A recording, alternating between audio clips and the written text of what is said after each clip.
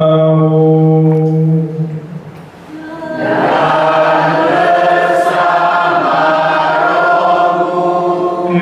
Injil suci menurut Matius.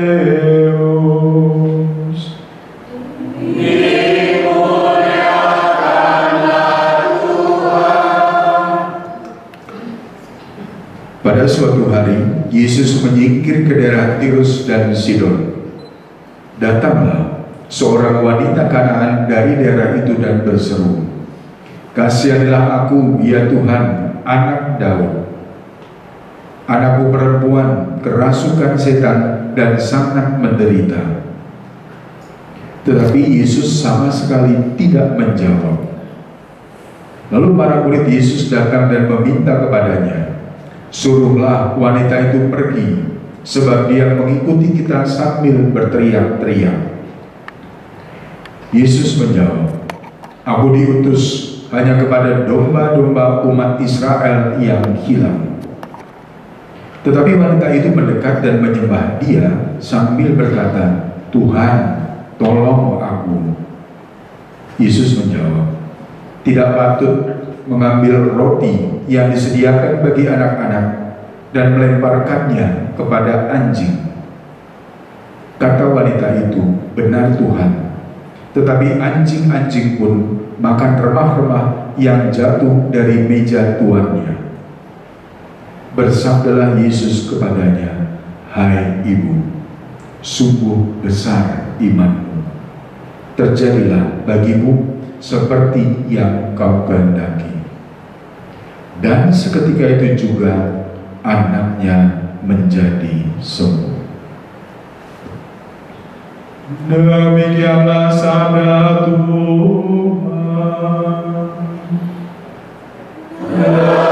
Terpujilah Kristus. Silakan. Bapak, Ibu, dan saudara sekalian, selamat malam. Shalom. Sehat? Benar. Sehat ya? Senang? Ada sukacita? Ini ada di mana? Kan ini tempatnya nih loh. Ya? Apple tree. Tahu artinya apple tree? Tanya yang punya. Oh, apel. Ya. Nah, jadi malam ini kita berkumpul bersama untuk merayakan Ekaristi. Sudah sepanjang hari kita bekerja, capek gitu ya. Tadinya saya pikir semuanya para pengusaha. Ya. Ternyata ada Oma juga di sini. Oma juga pengusaha ya. Ya, Oma sehat. Ya, Oma senang di sini. Nah, apa yang membuat Oma senang di sini? Boleh ada mic-nya? Halo? Ya.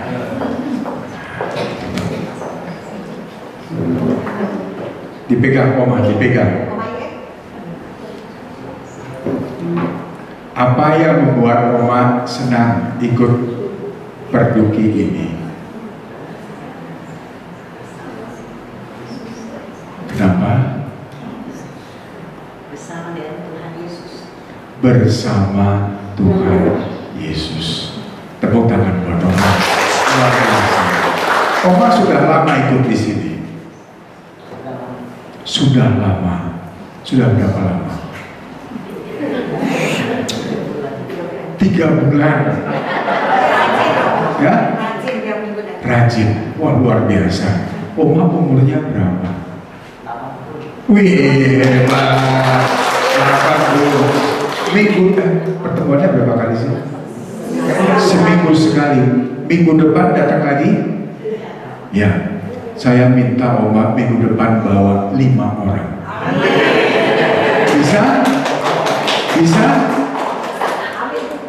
Bersama Yesus bisa. Ya Oma ya? Kenapa? Bawa cucunya di rumah.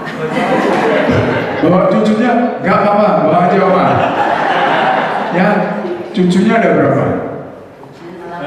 8. Oh iya ya, kalau satu orang di sini bawa 2 orang saja, penuh nih Pak. Iya. Iya kan? Iya. Jangan di sini kosong bangkunya, penuhin. Iya. Tugasnya siapa? Bukan tugasnya Pak Rudi, tapi tugas kita semua. Bisa ke depan satu orang bawa 1? Bisa? Janji ya, Pak Andoyo. Catat Pak. Oh iya, supaya persekutuan doa kita ini ya menjadi sebuah persekutuan yang hidup. Ya, perduki. Perduki itu apa sih? Burudi. Persekutuan doa, usahawan dan profesional Katolik Indonesia. Tujuannya Memberikan komunitas bagi para pengusaha profesional untuk bersama-sama memuji Tuhan, mendapatkan firman Tuhan dalam setiap kita bersekutu. gitu. Dan nanti setelah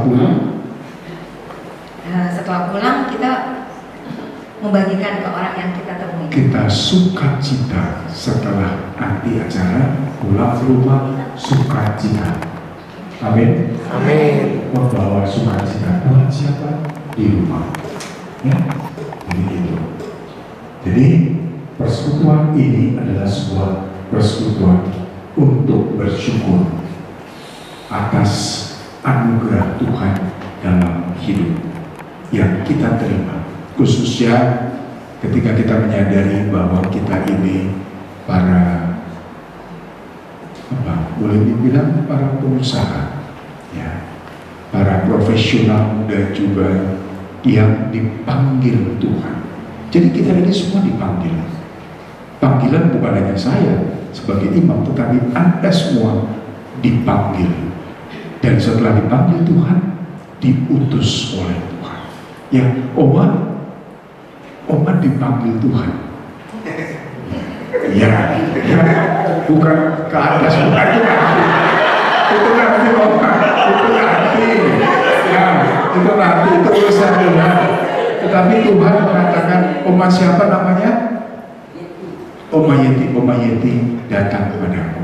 Lalu kita datang ke tempat ini, kita menyanyi. Ya, tadi saya lihat ketika nyanyi di situ, Oma matanya tertutup, menyanyi syahdu, terharu saya. Tetapi setelah ini Oma diutus oleh Tuhan. Oma bawa cucu. Itu yang ngomong bukan saya. Ya, bawa cucu, tapi baik juga bawa cucu ya. Oma diutus untuk apa? Mewartakan sukacita. Jadi Oma, kita semua menjadi berkat. Kita sering minta berkat pada Tuhan, Tuhan berkati aku. Tetapi jangan lupa, kita pun harus menjadi berkat. Ya, Bu Rudi ya, Ibu Rudi jadi berkat untuk Pak Rudi. Iya Pak? Kok ketawa? Curiga. Jadi berkat ya. Nah, baik. Sekarang bacaan Injil tadi apa?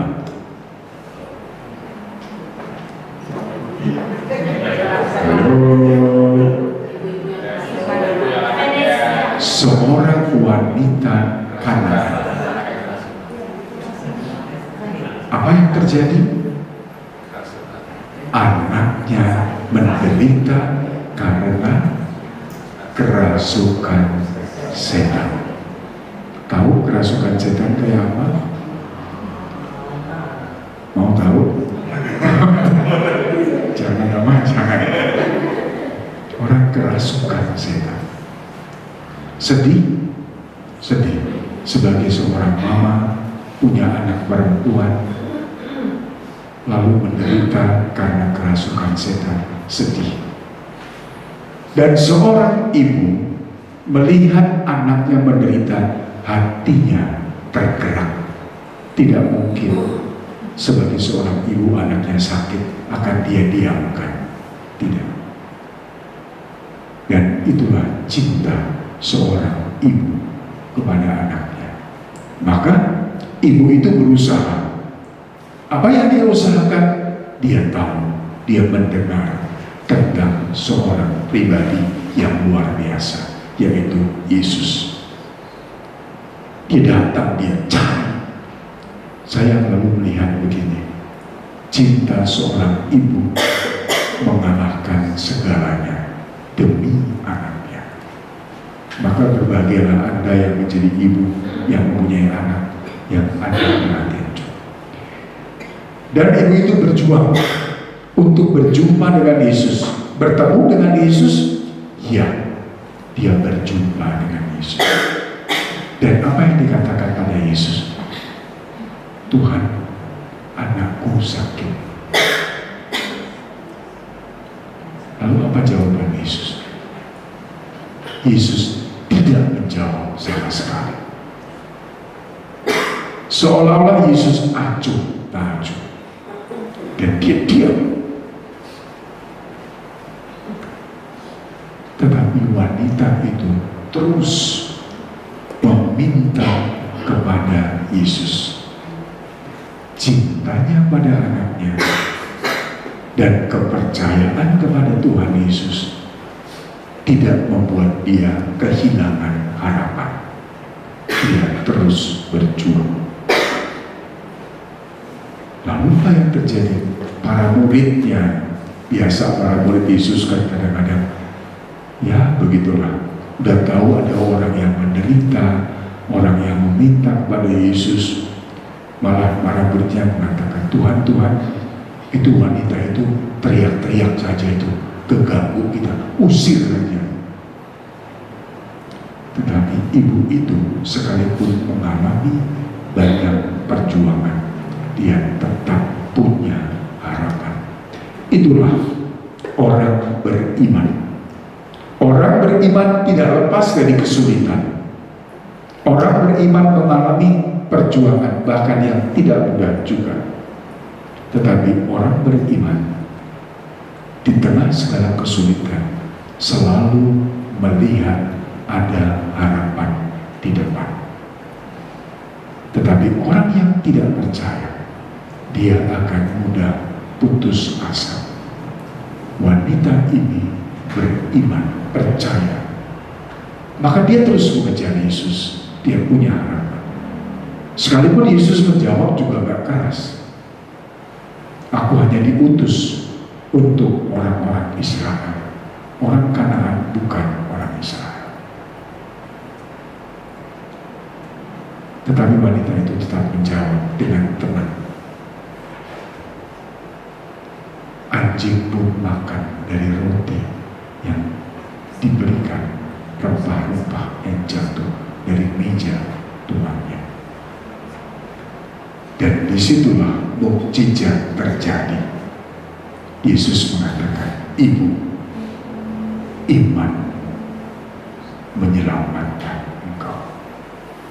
Pergilah, anakmu sembuh.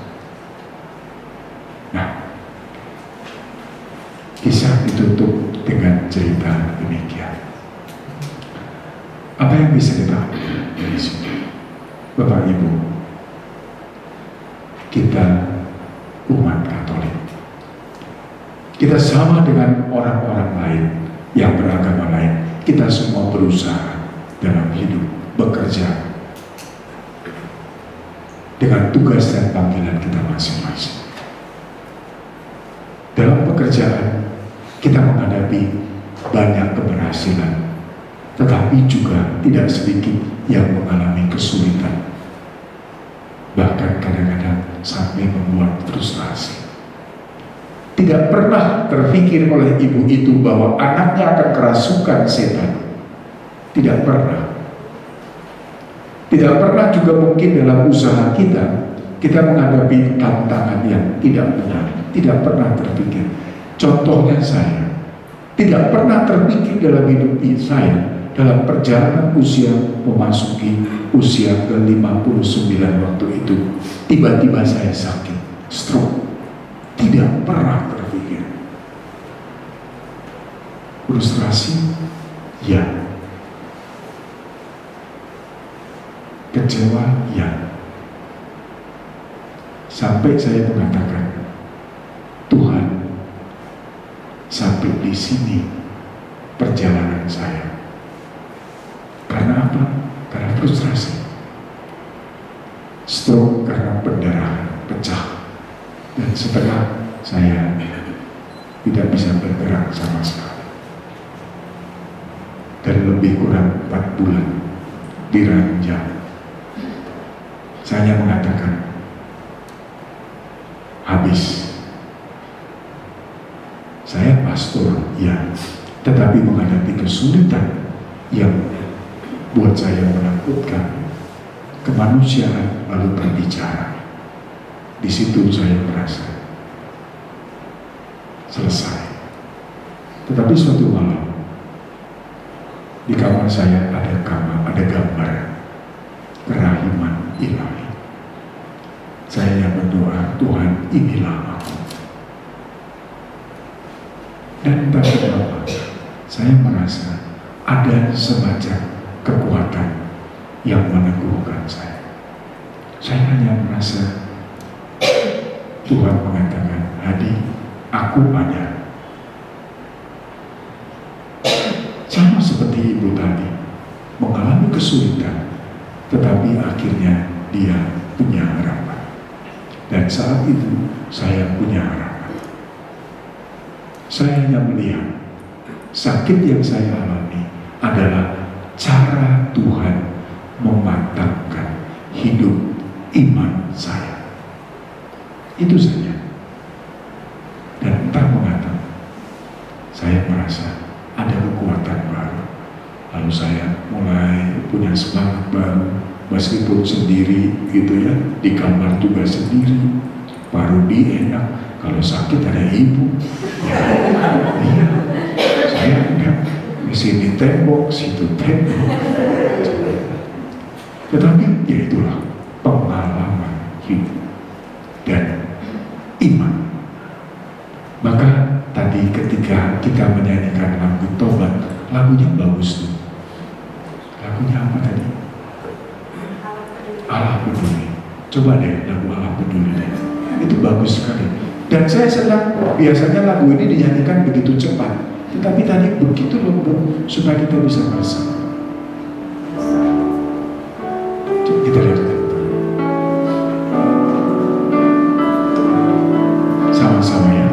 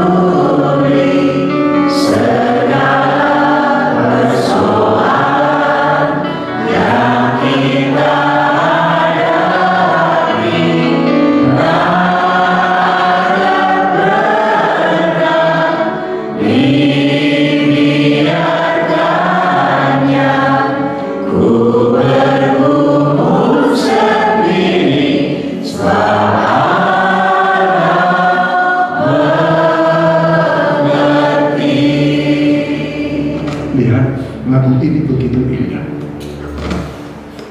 Mau mengatakan kepada kita, ada banyak perkara dalam hidup, juga dalam usaha, dalam karya-karya Dan ada banyak hal yang kadang-kadang tidak kita mengerti.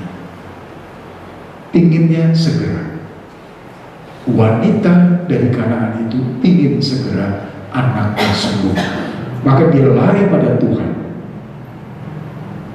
Tetapi Tuhan diam. Tuhan tidak pernah bisa dibeli. Dia punya cara untuk bagaimana supaya kita tetap berpegang pada Dia lewat keheningan. Diamnya Tuhan adalah mengajak wanita itu untuk hening, untuk diam, untuk melihat bahwa penderitaan, kesulitan, tantangan bukan kehendak Tuhan. Tetapi kalau itu dialami, itulah kehidupan. Dia tetap peduli. Dan dia tetap perhatikan. Hanya Tuhan punya waktu kapan dia tunjukkan kuasanya. Setelah melihat wanita itu terus mengejar, Tuhan tahu dia sungguh percaya. Yang dibutuhkan dari kita juga sama. Satu, percaya. Percaya saja. Dan biarkan Tuhan melahirkan kita ke dunia, tidak akan membiarkan kita susah. Tuhan punya rencana pada kita masing-masing. Maka Bapak, Ibu, dan Saudara sekalian, bacaan Injil hari ini sekali lagi mengajak kita untuk pertama beriman, percaya. Kepercayaan tidak melepaskan kita dari kesulitan, tetapi kesulitan yang kita hadapi hanya dengan iman kita boleh melihat keindahan pada saatnya. Anda dipanggil oleh Tuhan untuk merasakan kasih-Nya, dan setelah merasakan kasih-Nya, semoga Anda juga siap mewartakan kasih-Nya kepada orang-orang yang mungkin Anda lihat sedang putus asa, sedang kehilangan harapan. Anda, siapapun, profesional, pengusaha, Anda diutus oleh Tuhan untuk mengajak orang percaya pada kuasa-Nya. Kita mohon rahmat itu, Tuhan memberkati.